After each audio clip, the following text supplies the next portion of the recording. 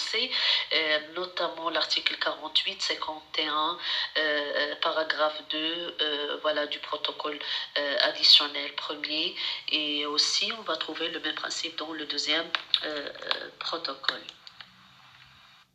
Alors, toujours avec le principe de distinction, tout à l'heure je parlais de l'assise juridique, à part qu'il est une règle coutumière, il a été, comme j'ai dit, bien codifié par la suite. Et avant même de parler du protocole premier, concernant toujours les conflits, les conflits internationaux, la première fois qu'on a voilà,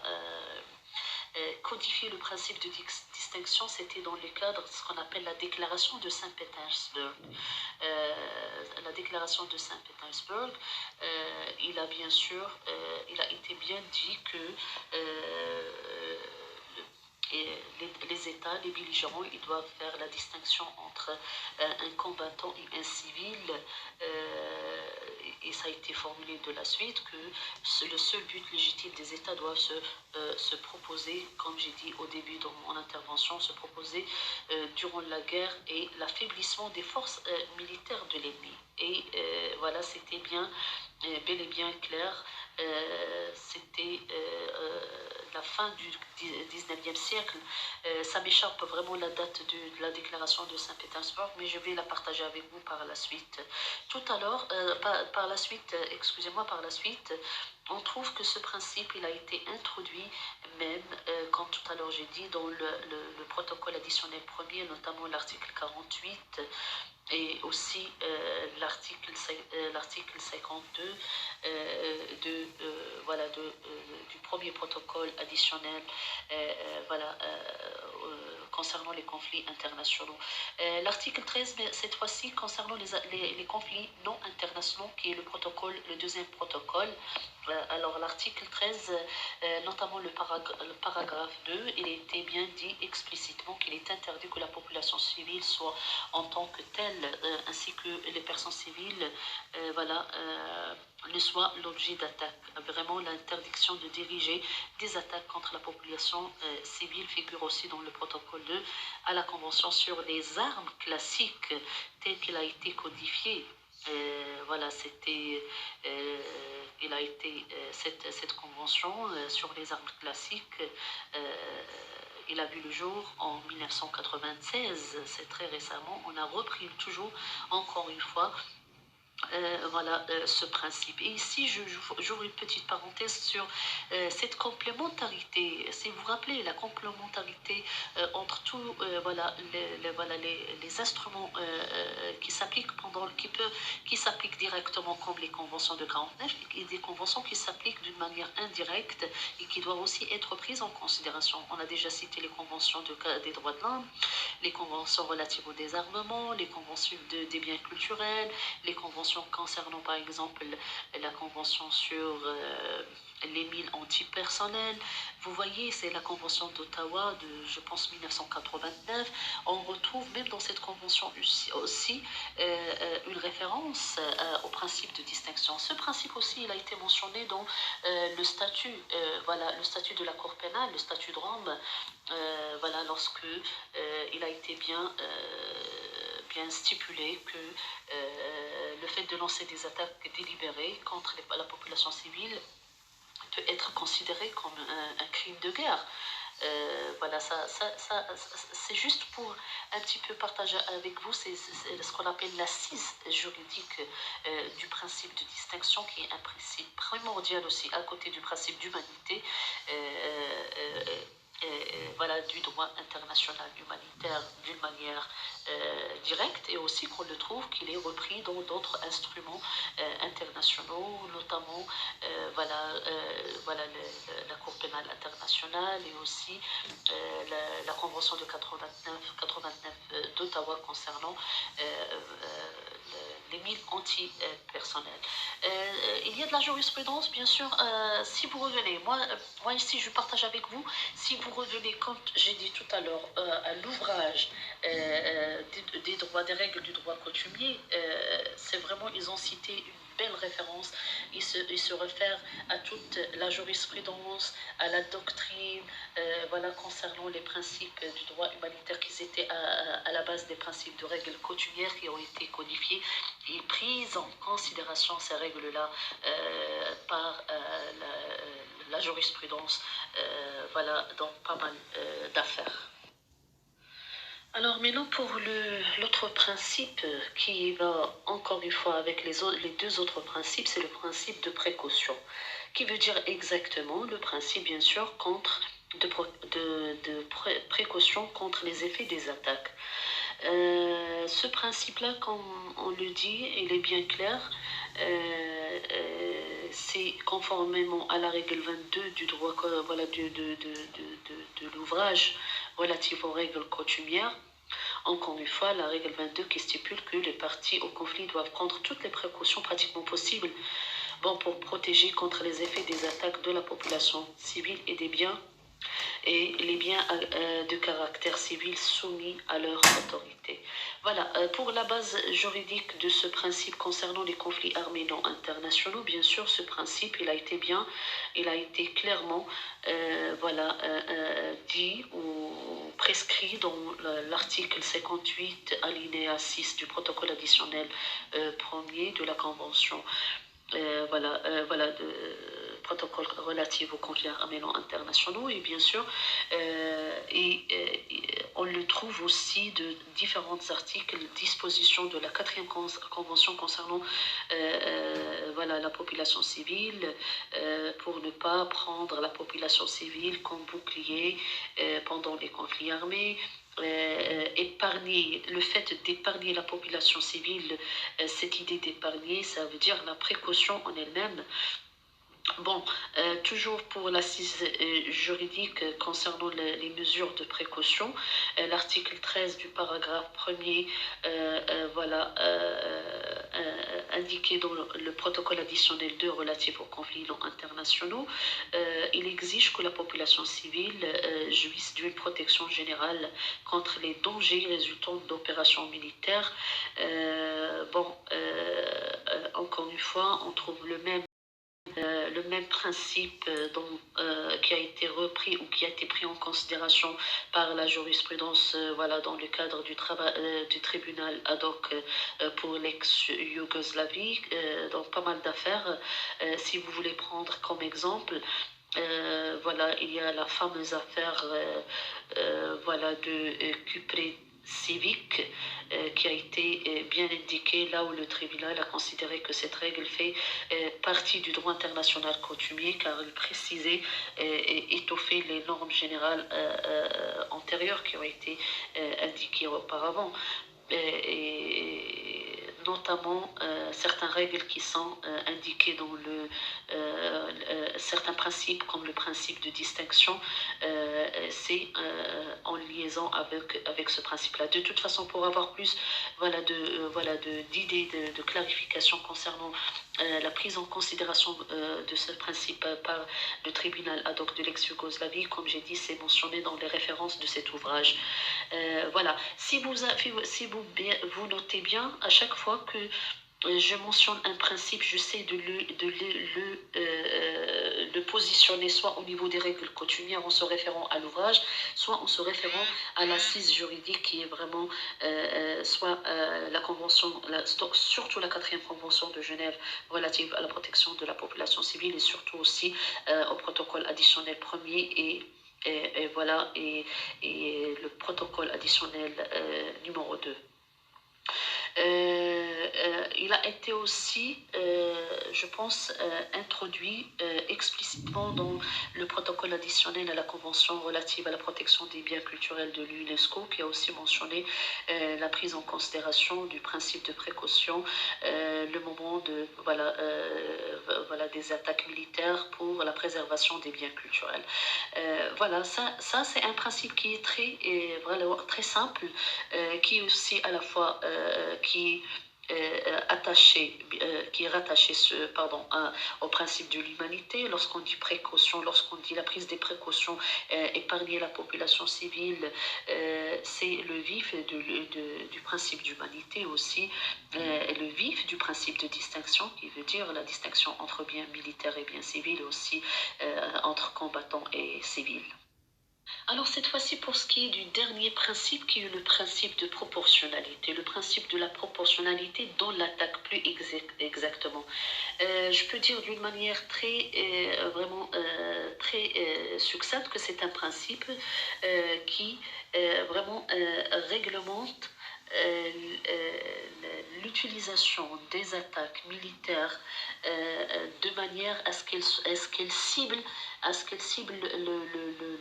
le militaire, voilà, soit la personne, le belligérant, soit le bien militaire. Voilà, je sais pas, les armes, les, les armes ou les hangars, les grands hangars militaires, les camions, les aéronefs, les navires militaires, alors que si on veut pendant l'attaque, pendant le conflit, pendant le combat, si on veut voilà, cibler l'adversaire, cibler la partie adverse, il faut que vraiment le terme cibler, c'est vraiment cibler, c'est attaquer de manière à ce que le dommagement, vraiment, il atteint juste la cible militaire. Je reprends. C'est une règle aussi qui a été mentionnée dans l'ouvrage des règles coutumières du CICR, et c'est la règle 14, qui veut dire d'une manière bien précise qu'il est interdit de lancer des attaques dont on peut attendre qu'elles causent incidemment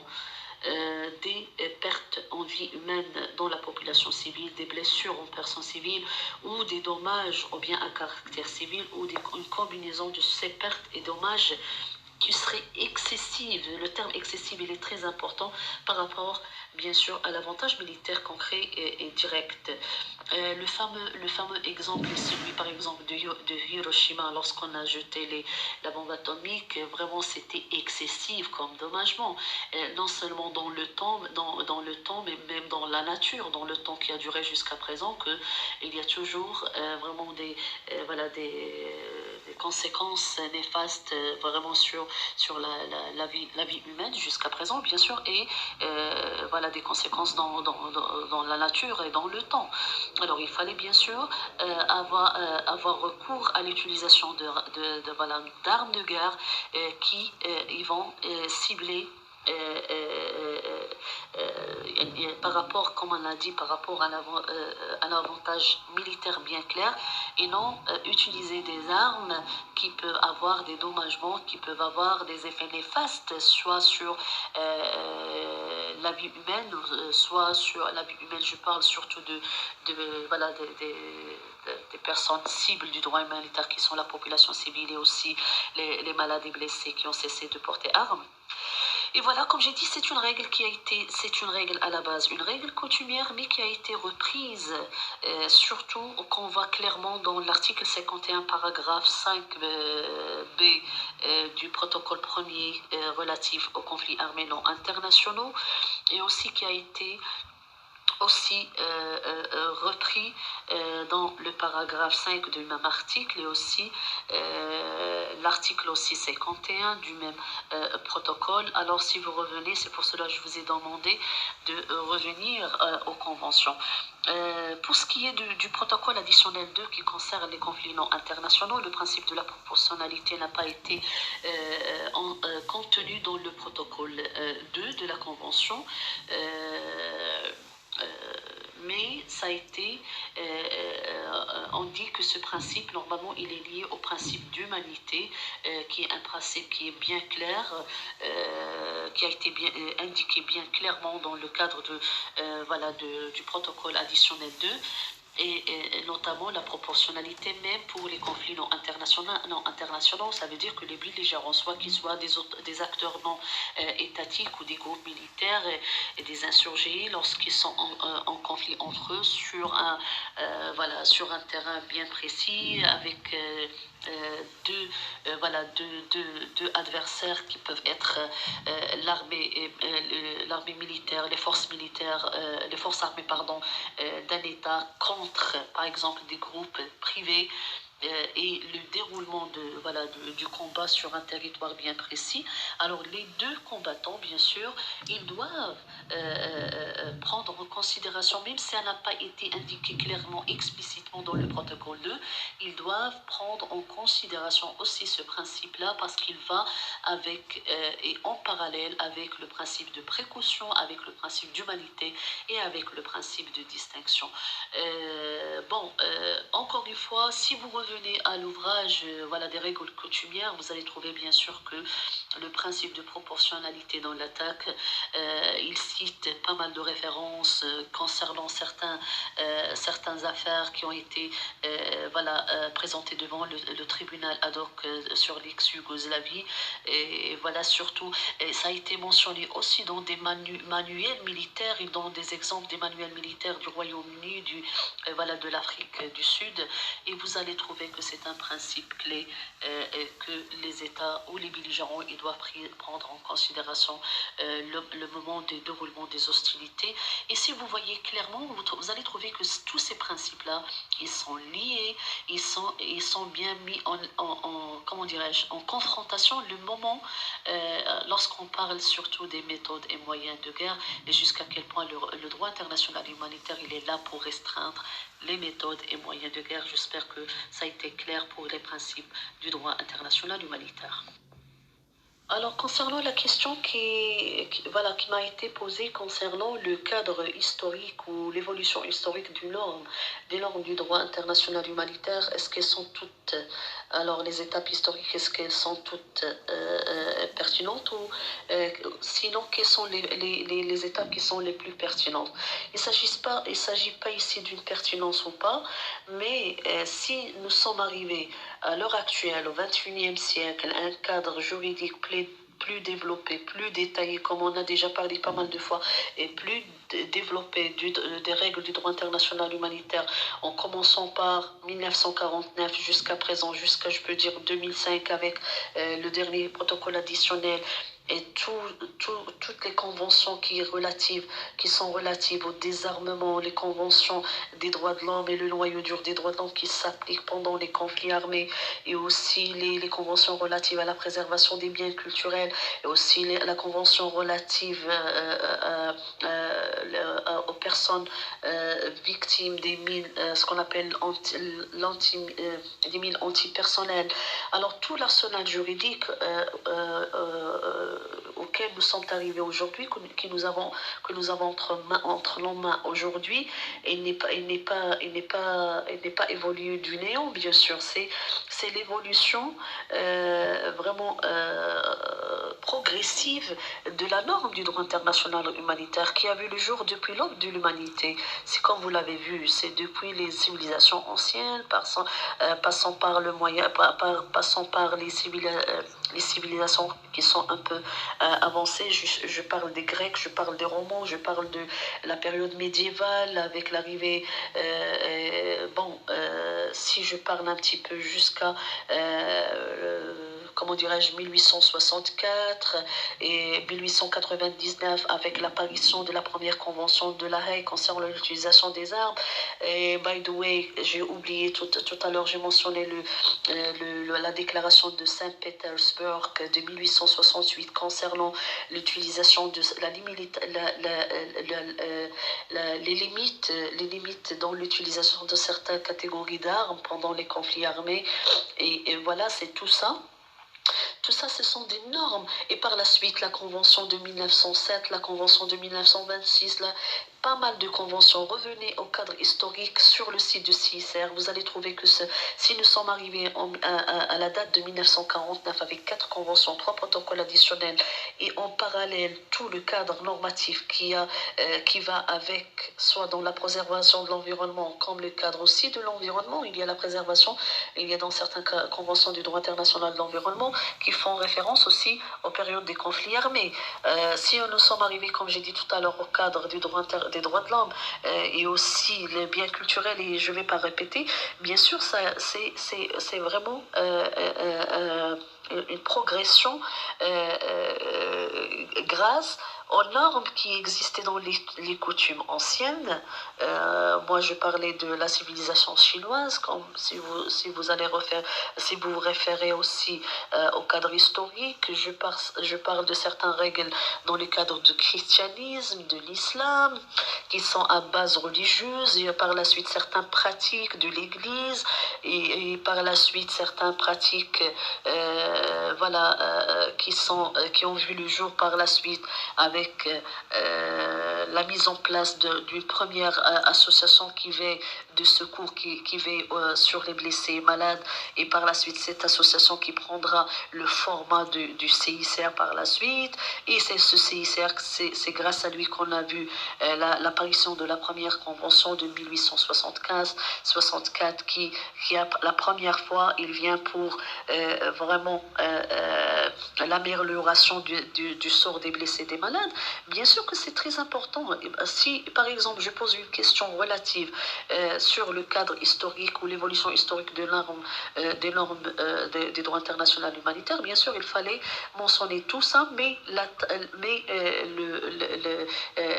la phase historique la plus importante, bien sûr, c'est celle de 1949. Alors, je réponds brièvement, il est très important de mentionner tout le processus d'évolution des règles du droit humanitaire depuis l'aube de l'humanité jusqu'à l'heure actuelle. Et merci, prenez soin de vous, chers étudiants.